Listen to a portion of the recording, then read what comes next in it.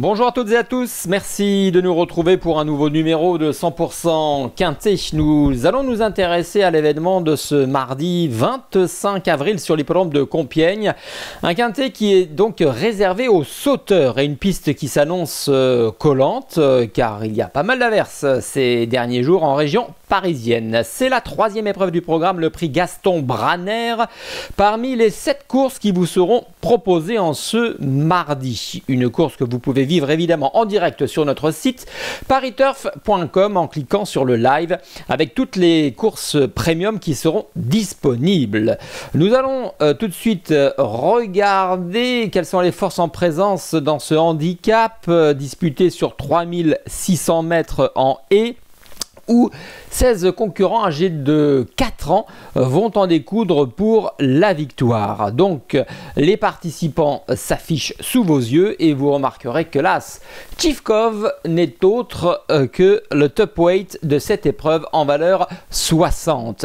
Entraînée par François Nicole, attention, elle s'est imposée sur le steeple et pour son retour en haie, elle pourrait tirer son épingle du jeu. Seul évidemment son poids, 70 kg, ce qui n'est jamais simple de surcroît pour une pouliche face au mâle, pourrait la gêner dans son entreprise, mais cela reste à mon sens une possibilité pour une combinaison élargie dans un quintet. Le 2 Ami du Kiff, première chance. Le 3 Scampalo est en forme. On tente sa chance avec une marge réduite dans ce lot. Le 4 Hacker Joie, estimé par Mathieu Pitard. Le 5 Black Track pourrait, pourquoi pas, se classer parmi les 5 premiers, plutôt pour une 4-5e place, dirons-nous. Le 6 West Martin reste sur une chute. Il fait partie des trublions en puissance. Le 7 J'ai la cote, première chance pour moi. Le 8 Luna the Great ne doit pas être sous-estimé au dire de son entourage. Attention, numéro 9 Roi Câlin qui fait partie d'un entraînement en super forme, celui de Marcel Roland.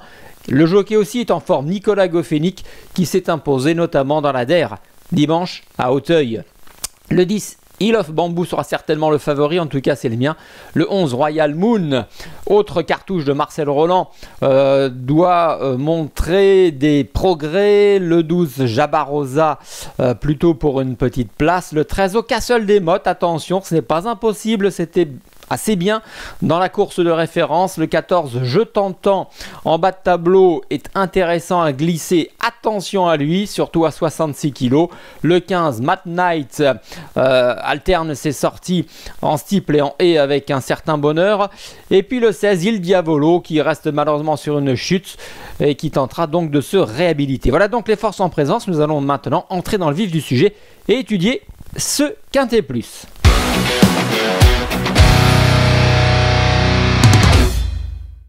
Voilà donc avec mes favoris dans ce quintet disputé en haie 3600 mètres pour les 4 ans et le numéro 10 Hill of Bamboo qui porte donc le torchon numéro 10 devrait selon toute vraisemblance jouer un tout premier rôle. On va tout de suite regarder une course de référence concernant Hill of Bamboo entraîné par David Cotta et qui sera donc associé à Baptiste Leclerc. Hill of Bamboo le 5 mars dernier sur l'hippodrome d'Auteuil alors qu'il effectuait sa course de rentrée.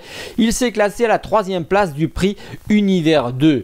Le prix Univers 2 sacré Libelcho qui est un très bon sauteur. Le Roi David terminé à la 2e place et donc Hill of Bamboo, casaque blanche, toque rouge, avait attendu et encore parmi les derniers à l'entrée de la ligne d'arrivée avait ensuite gagné un terrain considérable pour venir prendre, vous le voyez, en pleine piste, la 3e place en devançant Loufast, Wang Nong et French Exit. Ce Hill of Bamboo a confirmé sa forme en se classant ensuite 3e du prix général de Rougemont. Donc sa forme est sûre, une situation sur l'échelle des valeurs qui lui offre la possibilité de s'imposer mardi à Compiègne, raison pour laquelle je lui ai donc accordé toute ma confiance et je l'ai placé donc en tête de mon pronostic. Je lui oppose le numéro 7, J'ai la cote, ça tombe bien. On l'a retenu assez haut, ce représentant de Nicolas Paysan, qui d'ailleurs affiche une certaine confiance dans notre rubrique interview et info des pistes. J'ai la cote, le numéro 7, avec une course de référence qui date donc du 26 mars, cette fameuse course de référence, le prix général de Rougemont, où J'ai la cote avait terminé à la 4e place. Et regardez, puisque Hill of Bamboo terminait 3e, après avoir attendu, Hill of Bamboo a donc fourni un bon effort final. J'ai la cote avec galopé à mi-peloton pour ensuite fournir aussi une belle fin de course, luttant jusqu'au bout avec Hill of Bamboo. Et en léger retrait, vous avez Au Castle des Mottes, qui avait aussi attendu et qui avait bien fini pour finir. Roi Câlin n'avait pas fourni une fin de course tranchante, mais devrait progresser là-dessus. Donc ce prix général de Rougemont était riche d'enseignements évidemment, non seulement pour confirmer la forme d'Hill of Bamboo, notre favori, mais aussi pour révéler J'ai la cote, qui manifestement est capable de remporter un handicap de cet acabit. Notons qu'il sera associé mardi à Bertrand Lestrade. Mon troisième favori s'appelle À Cœur Joie. C'est le numéro 4. Attention, car À Cœur Joie est une pouliche estimée par Mathieu Pitard. Elle a encore très peu couru. On a fait sa connaissance cet hiver sur l'hippodrome de Cagnes-sur-Mer. Elle s'est d'ailleurs imposée dans un terrain collant sur la Riviera et a débuté plus qu'honorablement en région parisienne et notamment à Auteuil, une course que nous allons regarder ensemble. Elle date du 2 avril dernier dans le prix Turco, où ce jour-là, elle terminait à la 2e place. Donc ce jour-là, elle s'était vite placée derrière l'animatrice Jean Cadeté, qui est une pouliche de classe. Elle avait suivi le mouvement sans pouvoir rivaliser avec la lauréate. Elle s'était tout de même montrée pugnace jusqu'au bout et elle avait donné d'ailleurs l'impression d'être battue au moment du sprint pour revenir courageusement prendre cette 2e place face à Luna the Great et Jabot Rosa, deux concurrentes qu'elle va retrouver sur son chemin en ce mardi sur l'hippodrome de Compiègne. Notons que la lauréate de cette course de référence, Jean Cadeté, a montré donc toute l'étendue de sa classe et jouit d'une certaine estime auprès de son entourage. Donc voilà concernant mon troisième choix. Elle s'appelle À Cœur Joie. L'avenir lui appartient car vous l'avez remarqué, elle a très peu couru. Elle devrait s'adapter au profil de Compiègne après avoir fait Cagnes-sur-Mer. J'enchaîne avec Ami du Kiff, le numéro 2, qui est donc mon 4e favori.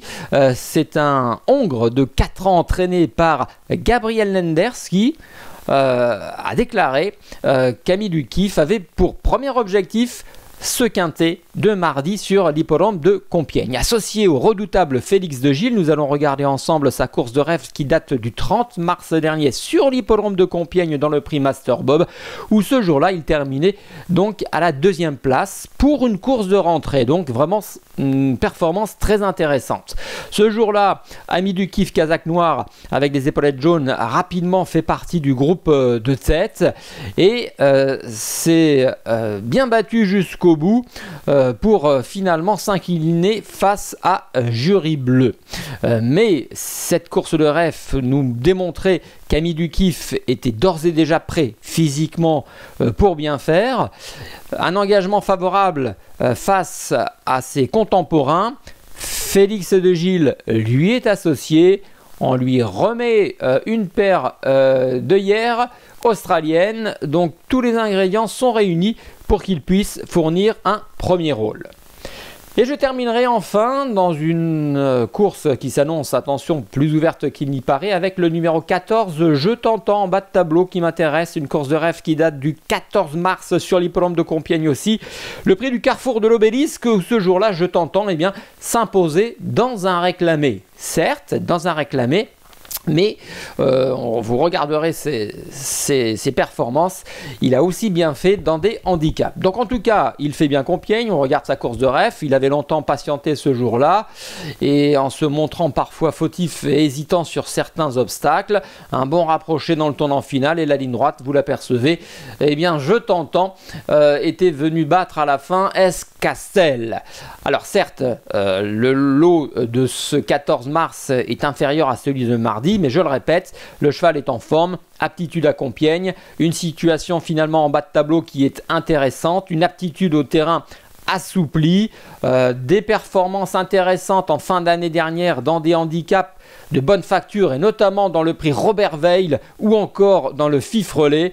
Donc voilà, c'est un profil très intéressant et notez que ce jeu tentant a été justement acheté lors de sa dernière victoire à réclamer à Compiègne par l'écurie de Monsieur Temam sous l'entraînement de Davide Satalia et associé à Luca Zuliani. Voilà en ce qui concerne mes préférés. On va enchaîner avec notre choix.